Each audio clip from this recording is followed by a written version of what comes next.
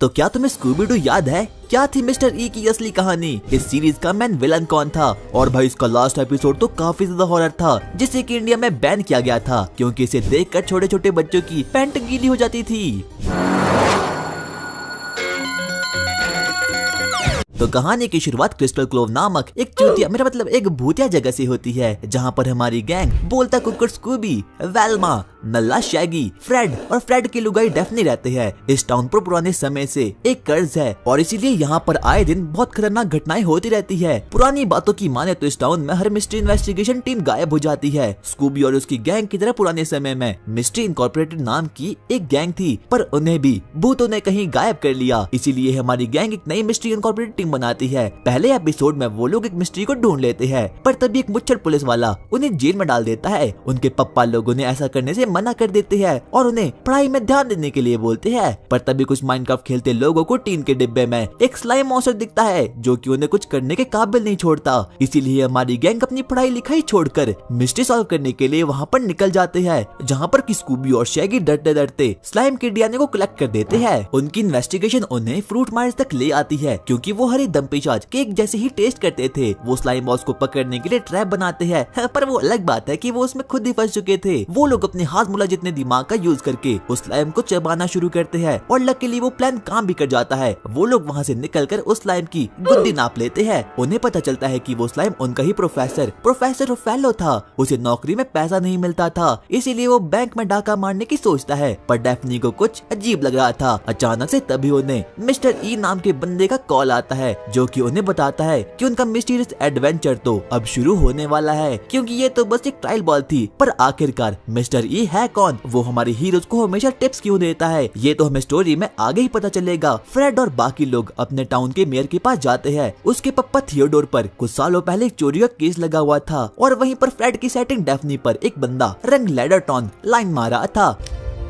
देखो देखो, दरिंदगी चेहरे से टपकती है। वो गेड़िया मारने के लिए आगे बढ़ते हैं, पर तभी उनके पीछे एक मॉन्स्टर ट्रक पर जाता है। वो जैसे तैसे करके उससे तो बच जाते हैं, पर नीचे वही मुच्छर शरीफ उन्हें ओवर स्पीडिंग का चालान लगा देता है। मिस्टर ई उन्हें डायमंड की लोकेशन भेजता है और हमारी गैंग उस जगह पर जा पहुंचती है, और जहाँ पर उन लोगों को किलो के हिसाब से रूबीज मिलती है। पर तभी फिर से वही गोस्ट ट्रक उनके पीछे पड़ जाता है। वो लोग जा पहुँचते है एक सीक्रेट मैंशन में, और वो ट्रक ड्राइवर कोई और नहीं बल्कि वही ठरकी रंग लेडरटॉन निकलता है, जो की डेफनी पर लाइन मारा था। वो दरअसल अपनी फैमिली बिजनेस के डाउनफॉल से उबरने के लिए डायमंड कलेक्ट कर रहा था, जैसे कि अभी हमारे चैनल का चल रहा है। इसीलिए प्लीज गाइस सब्सक्राइब कर लो। कोई तरीका है भीख मांगने का? और टाउन में एक नई गंजी चुड़ैल का आतंक फैला था। ये लड़की यंग बच्चों को अपने साथ गहरी गुफाओं में ले जाकर उन्हें अपना चेहरा विदाउट फिल्टर के दिखा देती है, जिसकी वजह से कि बच्चों की अरमान टूट जाते थे और साथ साथ में उनकी रूह भी निकल जाती थी। उनके स्कूल में उसी वक्त एक नई स्टूडेंट एलाइस में आती है। फ्रेड उसे देखकर पिघल जाता है और डेफनी को उस पर शक होता है। वहीं वेल्मा भी अब थोड़े बहुत मूड में आ जाती है। वो शैगी पर डोरे मारना शुरू करती है।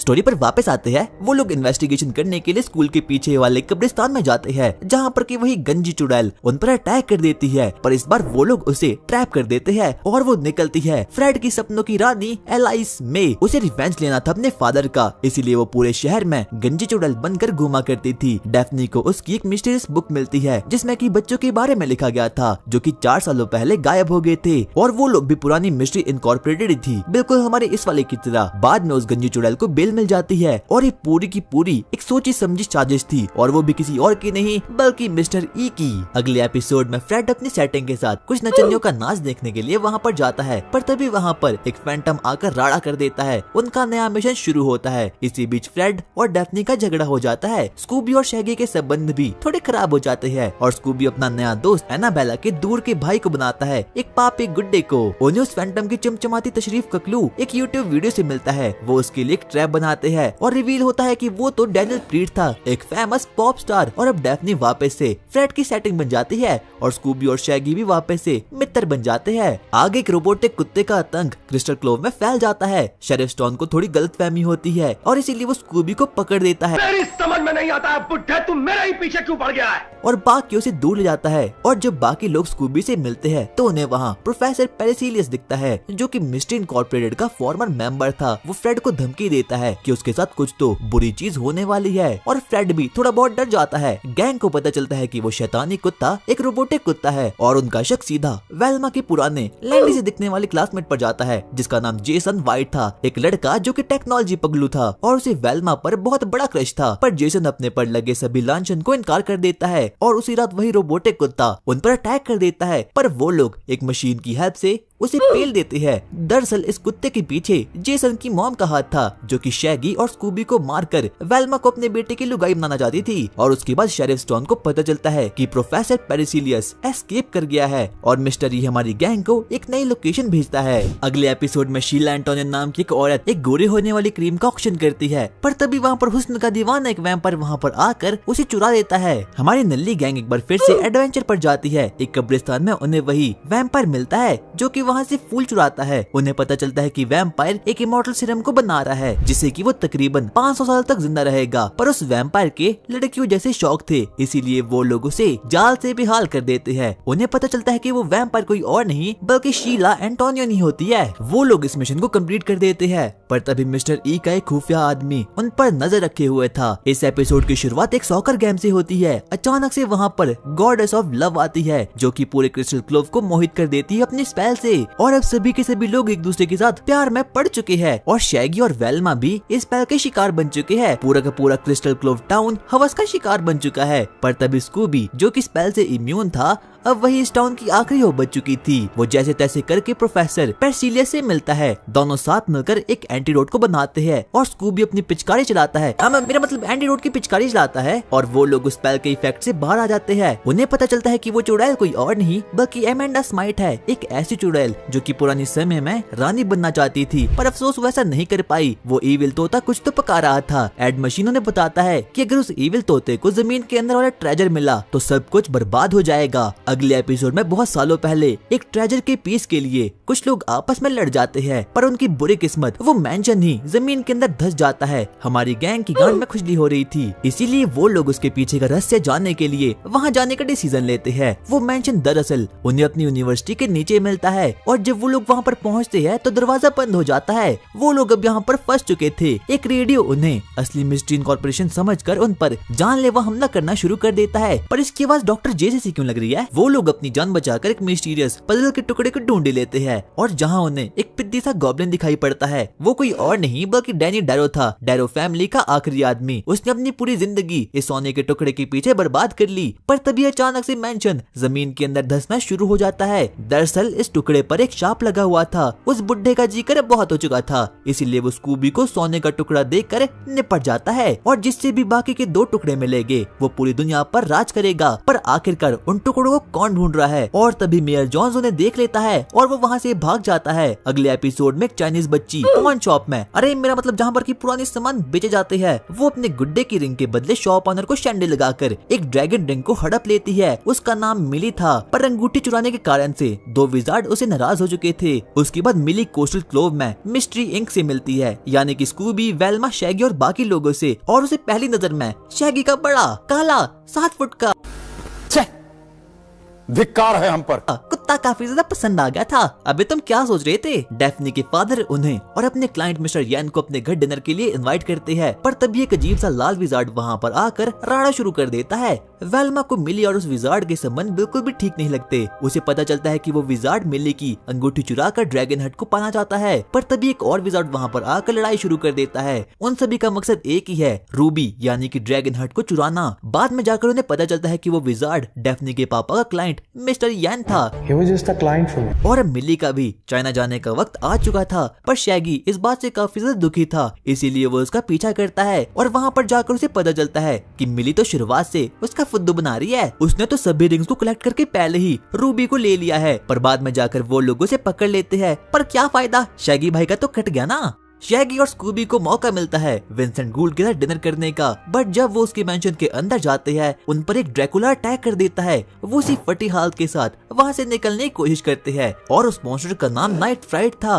वो उन्हें मेंशन के अंदर ट्रैप कर देता है। मॉन्स्टर इंक के बाकी बंदे भी अब वहाँ पर आ चुके थे। उन्हें इन्वेस्टिगेशन से पता चलता है कि नाइट फाइट तो एक भाड़े का एक्टर है। वो उसे जाल में फंसा कर उसे असली सच को गुलवा देते हैं। दरअसल वो ड्रैकुला आर्गनस फैंगटन था, जिसने एक शो को लिखा था, पर विंसेंट गूल ने उसकी कॉपी कर दी, इसीलिए उसका ईगो हर्ट हो गया। उसके बाद कुछ निब्बा निब्बी डिज्नीलैंड में जाकर मौज काट रहे थे, पर आज की पीढ़ी बड़ी होशियार और प्रैक्टिकल हो गई है। तभी रंग में भंग मिलाने के लिए वहाँ पर उन पर एक मॉन्स्टर अटैक कर देता है। मॉन्स्टर इंक को वहाँ पहुंचकर विंसॉल और उसकी बेटी फ्लैच मिलती है, जो कि इस पार्क के ऑनर होते हैं। वेल्मा इंटरनेट पर ब्लॉग्स पढ़ती है। फ्रेड और डेफनी बकलोली करते हैं, पर आखिर में जाकर सच से पर्दा उठता है। हमें जानने के लिए मिलता है कि वो मॉन्स्टर तो फ्लैच होती है, पर तभी मिस्टर ई शैगी और स्कूबी को उस ट्रेजर डिस्क के बारे में इन्फॉर्म करते हैं, और वो इविल तोता भी उसी ट्रेजर की पीसेस के पीछे पड़ा है। फ्रेड के पापा मेयर जॉन्स को एक शैतानी साया डरा रहा था। वो काफी ज्यादा डर चुके थे। फ्रेड को समझ नहीं आता कि वो क्या करे, इसीलिए वो बेरोजगारों की सेना को अपने घर बुलाता है। फ्रेड कसम खा लेता है कि अगर वो इस मिस्ट्री को सॉल्व नहीं कर पाया तो वो मिस्ट्री इंक को छोड़ देगा।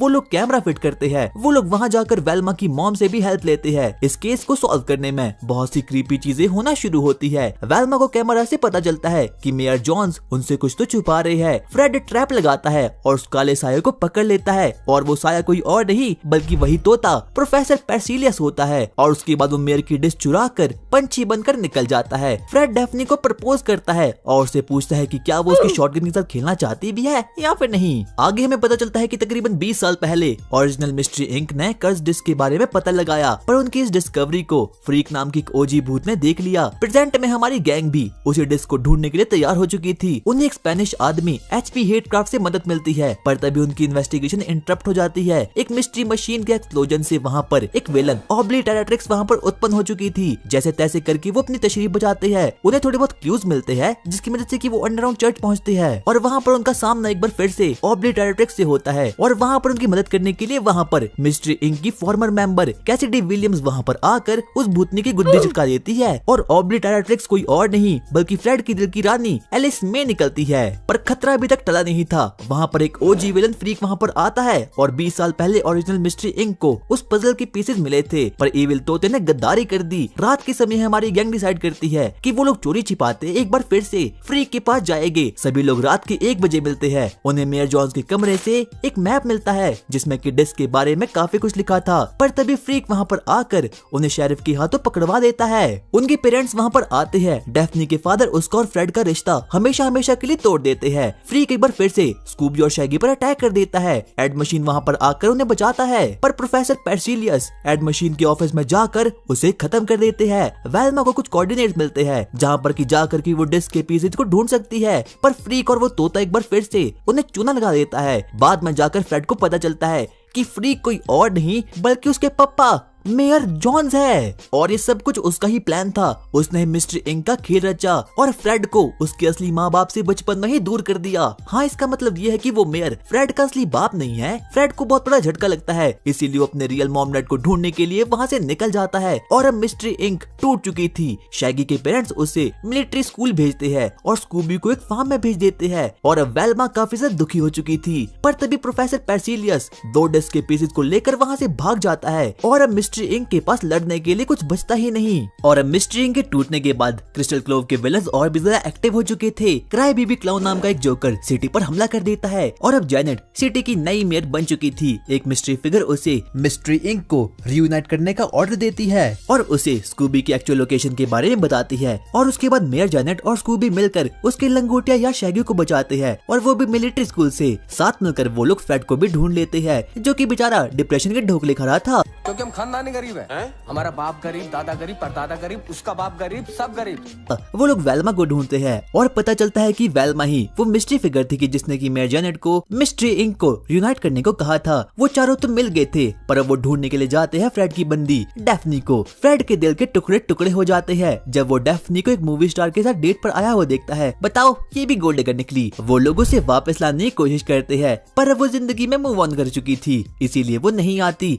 और अब बाकी टाउन वालों को मिस्टर इंक की वैल्यू पता चलती है, पर तभी वहाँ पर वही मोटू हाथी आ जाता है। फ्रेड डिप्रेशन में था, बेचारे के माँ बाप नहीं मिले और उसकी सेटिंग भी किसी दूसरे के साथ ऐश कर रही है और अब उन लोगों को हारा हुआ फील होने लगता है। क्रिस्टल क्रोव में एक नया विलन बाबा यागा आता है, जो कि छोटे छोटे बच्चों को अपनी झोली में पैक करके गहरी गुफा में जाता था, लेकिन ऐसा तो कोई और भी करता था ना। डैफ्ने की कमी पूरा करने के लिए टीम में एक चश्मिश लड़की फ्लैच जुड़ती है। उसके बाद वो लोग बाबा यागा के मूविंग हाउस का केस सॉल्व करते हैं। गैंग को पता चलता है कि वेल्मा सीक्रेटली मिस्टर ई के साथ काम कर रही है। नेक्स्ट एपिसोड में अब डैफ्नी वापस आ जाती है। टीम एक बार फिर से उसी शार्पेड डिस्क के पीस को ढूंढना शुरू करती है। फ्रेड जब अपने घर वापस आता है तो उसे पता चलता है कि अब उसके पेरेंट्स वापस आ चुके हैं। डार्क लिलिथ नाम की एक शैतानी चुड़ैल कुछ बच्चों पर अटैक कर देती है। उसके बाद मिस्टर इंक को इन्वेस्टिगेशन करते वक्त गहरी गुफाओं में एक बुक मिलती है, जहाँ से कि उन्हें डिस्क के बारे में कुछ पता चलता है। दरअसल वो डिस्क एक मंत्र का काम करेगी, एक डीमन को जगाने के लिए उन पर अटैक कर देती है, पर बाद में पता चलता है